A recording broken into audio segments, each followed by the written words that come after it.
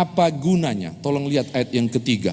Itu bagus banget loh ayat 3. Ia seperti pohon, satu, ia seperti pohon yang ditanam di tepi aliran air. Yang kedua, yang menghasilkan buahnya pada musimnya. Nah ini orang Kristen paling suka nih. Yang ketiga, dan yang tidak layu daunnya, apa saja dibuatnya berhasil. Orang yang senang firman, orang yang senang Taurat, ia seperti pohon yang ditanam di tepi aliran air, yang berbuah pada musimnya, apa saja yang diperbuatnya berhasil. Kita akan kupas 3 hal ini. Kenapa? Karena ada yang protes. Pendeta, siang malam saya baca Alkitab, siang malam saya merenungkan. Tunggu dulu, Bapak Ibu ada yang sudah khatam dari Kejadian sampai Wahyu? Ada yang sudah selesai baca Kejadian sampai Wahyu? Belum. Sudah ada, wow, luar biasa. Saya sudah baca pendeta dari Kejadian sampai Wahyu 12 kali putar. Hebat banget. Di kitab mana yang paling susah, Bu, untuk Ibu pahami dan mengerti? Kalau saya bilang kitab Bilangan.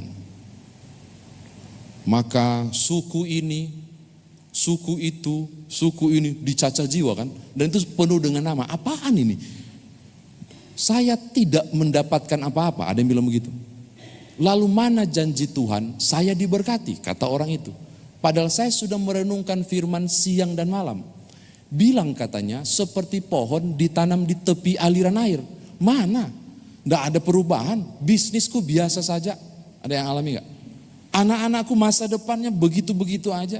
Barangkali saya tidak merasa begitu diberkati. Saya mengatakan kepada saudara, dengarkan baik-baik. Ia seperti pohon yang ditanam di tepi aliran air.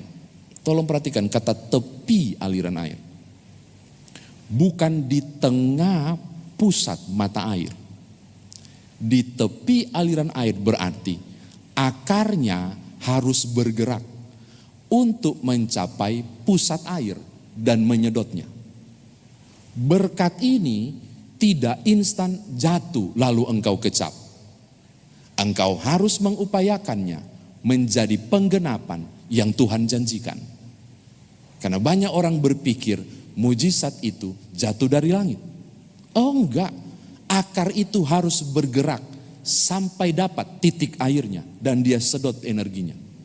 Maka ketika Alkitab bilang ia seperti pohon yang ditanam di tepi aliran air, kesan suburnya ditentukan dari semangat akarnya untuk mencapainya. Makanya iman tanpa perbuatan adalah pergerakannya harus ada. Upayakanlah, usahakanlah. Kedua, saya tidak menemukan. Selalu biasa-biasa saja. Sampai waktunya belum sudah tiba pun saya pikir tidak berhasil. Yang berbuah pada musimnya. Tidak pada tiap minggu, tiap hari, tiap bulan, tidak. Mangga itu punya musim November, Desember, Januari. Sudah ada yang berbunga enggak di rumah Bapak Ibu? Itu udah mulai itu. Dia tidak pernah berbuah di bulan April atau Juni. Tapi Tuhan janjikan engkau diberkati seperti pohon yang berbuah pada musimnya. Apa artinya? Pada waktunya. Dan pada waktunya berarti bukan sembarang waktu. Bukan suka-suka waktu. Bukan tiap waktu. Tetapi pada waktu Tuhan. Kerjakan saja ketaatanmu tentang firman. Taat saja pada kebenaran firman Tuhan. Biar firman itu menuntunmu menemukan kebenaran. Biar Tuhan yang genapi janjinya. Diberkatilah engkau. Karena banyak orang suka proses instan. Apalagi dengan iming-iming. Apa saja yang diperbuatnya berhasil. Dia harus tunggu prosesnya itu. Itu hal yang kedua. Yang ketiga Bapak